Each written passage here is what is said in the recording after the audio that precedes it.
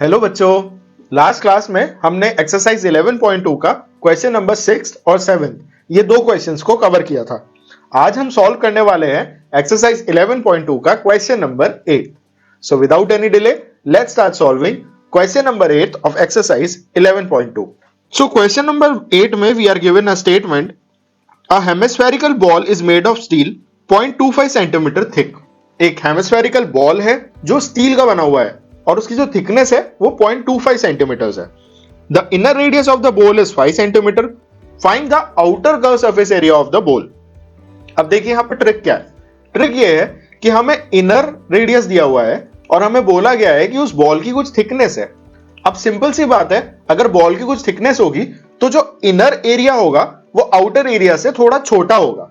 Reason भी क्योंकि inner area जो है वो कम रेडियस पे है और आउटर वाले में जो उसकी जो विड्थ है, जो उसकी हम कह सकते हैं थिकनेस है, उस थिकनेस जितनी रेडियस बढ़ी हुई होगी। So we can write radius of inner ball that is equal to 5 centimetres और साथ में थिकनेस कितनी दी हुई है? थिकनेस हमें दी हुई है 0.25 सेंटीमीटर्स। तो आउटर रेडियस कितनी हो जाएगी? सिंपल है, इनर रेडियस में हम वो जो एक्स्ट्रा थिकनेस है उसको ऐड कर देंगे तो हमें आउटर रेडियस मिल जाएगी। So outer radius that will be equal to 5 plus 0.25, so which will be 5.25 centimetres. बहुत जगहों पे क्या होता है कि आपको ऐसे क्वेश्चंस में जो इनर रेडियस है और जो थिकनेस है ये दोनों की यूनिट्स अलग अलग मिलेगी। सो ऑलवेज मेक श्योर कि आप क्वेश्चन के अंदर जो यूनिट्स यूज कर रहे हो वो सेम होनी चाहिए थ्रू आउट द क्वेश्चन। तो अगर सर एक चीज सेंटीमीटर में है तो दूसरे को भी सेंटीमीटर में रखो, अगर एक चीज मीटर में है तो दूसरे को भी मीटर में रखो। So that is how we get the outer radius. अब हमें निकालना है curve surface area, which is again very simple. So curve surface area of hemisphere that will be equal to 2 pi r square. 2 को 2 रहने दिया, पाई को 22/7 and then radius is 5.25 का whole square. इसको थोड़ा सॉल्व कर लेते हैं। सो दिस विल बिकम 5.25 का होल स्क्वायर, तो हम इसको 525/100 इंटू 525/100 लिख देते हैं तो for the sake of simplicity.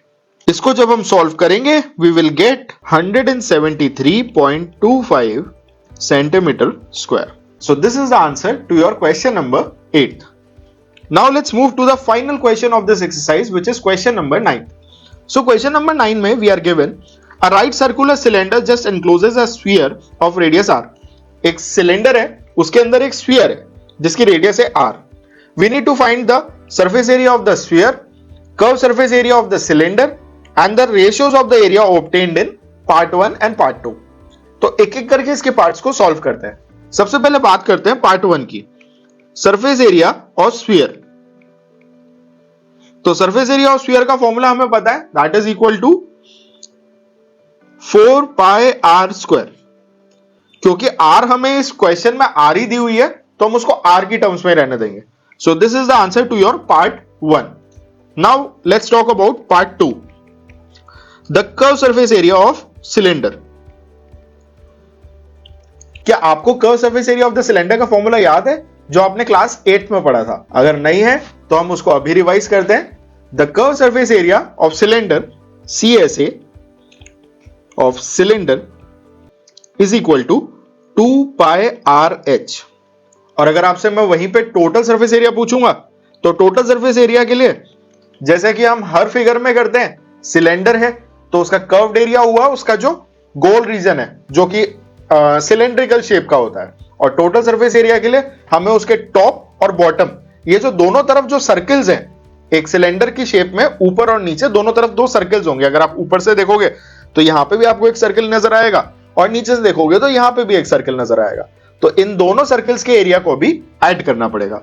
तो total surface area will be curve surface area plus 2 times area of the circles which is pi r square. 2 common आ जाएगा, पाई कॉमन आ जाएगा और एक आर कॉमन आ जाएगा। सो 2 pi are H plus are, ये होता है टोटल सरफेस एरिया सिलेंडर का। इन दोनों को आप याद रख लीजिएगा। क्यों? क्योंकि किसी भी क्वेश्चन के अंदर इनका एप्लीकेशन हो सकता है। दो डायरेक्टली आपके चैप्टर का पार्ट नहीं है, बट ऐसा आपसे एग्जामिनर अज्यूम कर सकता है कि आपको इतना पता होगा. So remember these two formulas.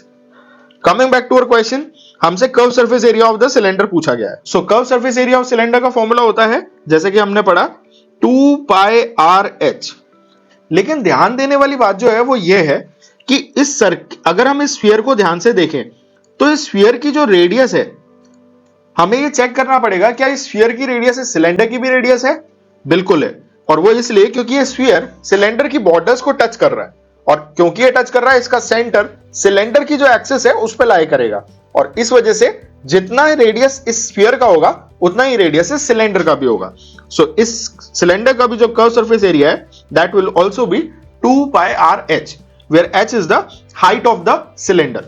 अब अगर इस सिलेंडर की हाइट की बात करें तो इस सिलेंडर की जो हाइट है यहां से यहां तक, आप अगर डायग्राम में देखें तो this length will also be equal to the radius of the sphere, और ये यहां से यहां तक की लेंथ जो होगी that will also be equal to the radius of the sphere. तो टेक्निकली इस सिलेंडर की जो हाइट होगी वो रेडियस प्लस रेडियस यानी कि 2 टाइम्स रेडियस के इक्वल होगी. So we can write h of cylinder will be equal to 2 times radius. ये वैल्यू को हम इस फॉर्मूले में पुट कर देंगे. सो कर्व सरफेस एरिया हमारे सिलेंडर का निकल के आएगा 2 pi r into 2r, which will become 2 into 2 4 pi r square. तो ये हो गया हमारा part 2 of the question solve. Now let's talk about the part 3. Part 3 में हमें इन दोनों ही एरियाज का रेशियो लेना है, यानी कि पार्ट 1 में जो एरिया निकला है वो और पार्ट 2 में जो एरिया निकला है वो, इन दोनों का रेशियो कैलकुलेट करना है. So we will write ratio of areas will be equal to area of sphere divided by curve surface area of cylinder. Area of sphere हम देख लेते हैं क्या है, that is 4 pi r square, और area of cylinder भी कितना है 4 pi r square. So this will be equal to 4 pi r square divided by 4 pi r square. 4 pi से 4 पाई कैंसिल हो गया, r square by r square से भी cancel हो गया. So what we get is 1 by 1, which is equal to 1:1. So technically अगर कोई sphere किसी सिलेंडर के अंदर है और उसकी पूरी बाउंड्रीज को टच कर रहा है तो उस केस में इस स्फीयर और इस सिलेंडर का जो एरिया का रेशियो है that will be equal to 1:1. लेकिन लेट्स सपोज अगर इसी क्वेश्चन में हमें ये कह दिया होता कि ये जो स्फीयर है ये इसकी जो सिलेंड्रिकल जो बॉर्डर्स है उनको तो टच कर रहा है लेकिन हाइट को टच नहीं कर रहा, तो उस केस में हम इस सिलेंडर की हाइट को h अज्यूम करते और इसको हम सॉल्व नहीं करते, और क्वेश्चन में जहां पे हमने h equal to 2r assume करा था, यानी कि इस पर्टिकुलर पॉइंट ऑफ टाइम में इस जगह पे हम इसको 2r की जगह पे h ही रहने देंगे, और वैसे ही h और r की टर्म्स में ही रेशियो निकाल करके नहीं दे देंगे. So finally this is how you can solve question number 9 of your exercise 11.2. अगर आपको इनमें से किसी भी क्वेश्चन में या इस पूरी एक्सरसाइज में कोई भी डाउट होता है, you can post it in the comment section and we'll answer it out.